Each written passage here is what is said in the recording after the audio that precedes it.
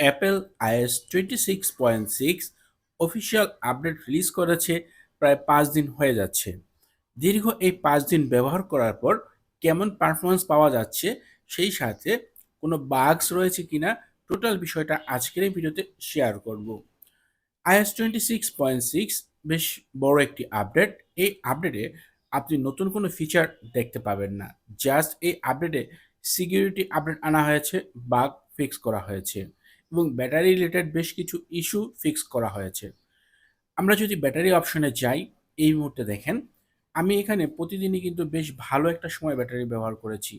7 ঘন্টা, 8 ঘন্টা, কখনো 10 ঘন্টা, মানে দৈনিক প্রায় 8-10 ঘন্টা অ্যাভারেজে প্রতিদিনই ব্যবহার করা হয়েছে এবং এই ক্ষেত্রে আমার এখানে ব্যাটারি 50, 55, 60 এরকম পার্সেন্ট ইউজ করা হয়েছে। এর উপরে আমি এখন পর্যন্ত ব্যাটারি ইউজ করি নাই। যদিও দেখা গেছে ব্যবহার করাকালীন আমি আবার চার্জ দিয়েছি, বাট একটানা কখনোই আমি এই ব্যাটারি কখনোই 50-এর নিচে বা 40-এর নিচে আসছে এরকমটা কখনো হতে দেই নাই। যাই হোক, এখানে প্রতিদিনের যে অ্যাপসগুলো ব্যবহার করছি, সেই অ্যাপসগুলো কিন্তু দেখেন ফেসবুক, গেমিং করছি, ইউটিউবে ভিডিও দেখছি, হোয়াটসঅ্যাপ ইউজ করছি, সাফারি ইউজ করছি, এ রিলেটেড অনেক ব্যবহার করছি এবং সেই সাথে এখানে আইডল যে ব্যাটারি ড্রেন, এটা মাত্র 4% আছে। এটা হচ্ছে যে আপনার ফোন যখন লক অবস্থায় থাকে, সেই লক অবস্থায় অ্যাভারেজে আপনার কতটুকু ব্যাটারি ড্রেন হয় সেটা এখানে 4%, খুবই কম। এটা যদি আপনার 10%-এর উপরে যায় তাহলে সেটা একটা ভালো একটা ব্যাটারি ড্রেন ধরে নেওয়া যায়। এছাড়া এই আপডেটের কারণে আমার ব্যাটারি হেলথ ড্রপ করেনি। ম্যাক্সিমাম ক্যাপাসিটি আগে 100% ছিল আপডেট করার আগে, এবং আপডেট করার পর এখন পর্যন্ত যে ব্যবহার করছি এখানেও 100% রয়েছে। এখানে কোনো আ ব্যাটারি ড্রেনের কোনো ইস্যু এখন পর্যন্ত দেখতে পাইনি। তবে কিছু, কিছু ক্ষেত্রে ব্যাটারি ড্রেন হয় নাই, বাট ফোন কিন্তু ওভারহিট হচ্ছিল। এই বিষয়টা নজরে এসেছে।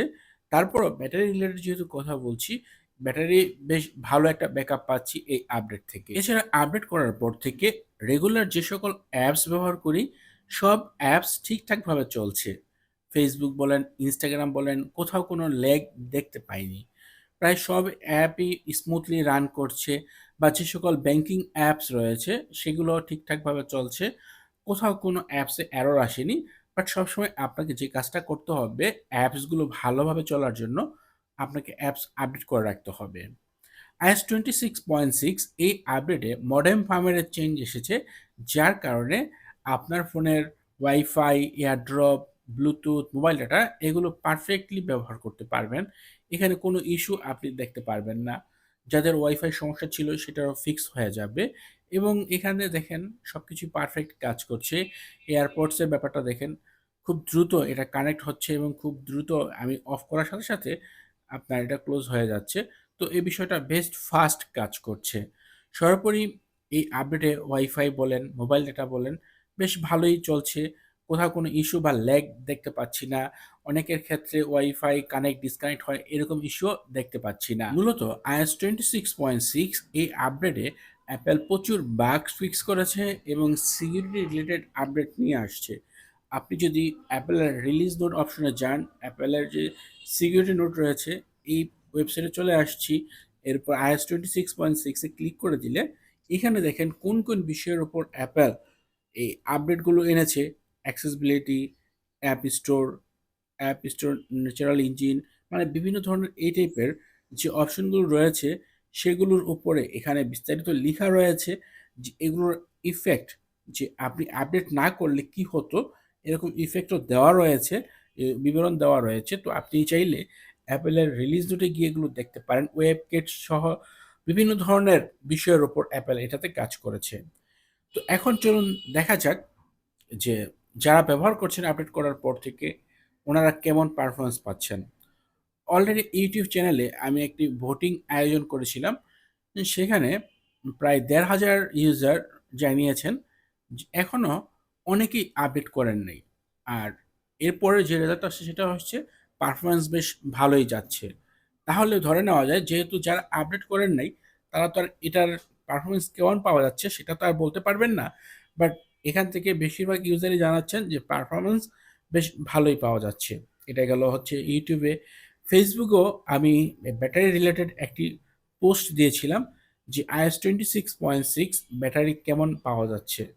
তো এই ক্ষেত্রে এটা তো কিন্তু হিউজ পরিমাণ কমেন্ট এসেছে এবং এখান থেকে আমরা জানতে পারছি যে বেশিরভাগ ইউজারই জানাচ্ছেন যে ভালোই চলছে।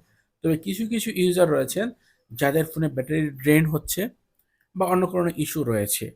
তো এখানে বিষয়টা নির্ভর করে যে আপনি কোন ডিভাইস ব্যবহার করছেন এবং আপনার ফোনের ব্যাটারি হেলথ কত।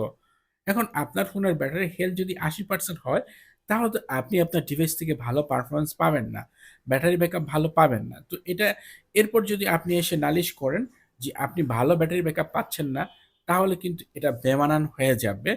তো এরকম বিষয়টাই যে অনেকেই ভালো পারফরম্যান্স পাচ্ছেন, আবার কিছু ইউজার রয়েছেন যাদের ডিভাইসে কোনো না কোনো ইস্যু রয়েছে। আর ইস্যুগুলো থাকবেই। কারণ আমাদের ওয়েদারে আইফোন ইউজ করাটা খুবই টাফ। সেই সাথে এখন গ্রীষ্মকাল, এই সময়তে ব্যাটারির ড্রেনটা আরো একটু বেশি হয়ে থাকে। চলুন পারফরম্যান্স চেক করা যাক। অলরেডি Geekbench-এ আমি ২য় বার চেক করে নিয়েছি। এখানে সিপিইউ রেজাল্টটা আপনাদের সাথে শেয়ার করছি। এখানে সিপিইউ রেজাল্ট বা সিঙ্গেল কোর স্কোর হচ্ছে ৩৭৯১, আর মাল্টিকোর স্কোর হচ্ছে ৯৮৪৭। রিলিজ হওয়ার পর যে বেঞ্চমার্ক আমরা দেখেছিলাম তার চেয়ে কিন্তু এখানে পয়েন্ট বেশ কিছু বেশি রয়েছে। আর যদি জিপিইউ বা মেটাল কোর স্কোর আমরা এখান থেকে চেক করি, এখানে রেজাল্ট আসছে ৪৬,৮২৬। এটাও বড়। এখানে আগে ছিল প্রায় ২-৩শত পয়েন্ট কম ছিল।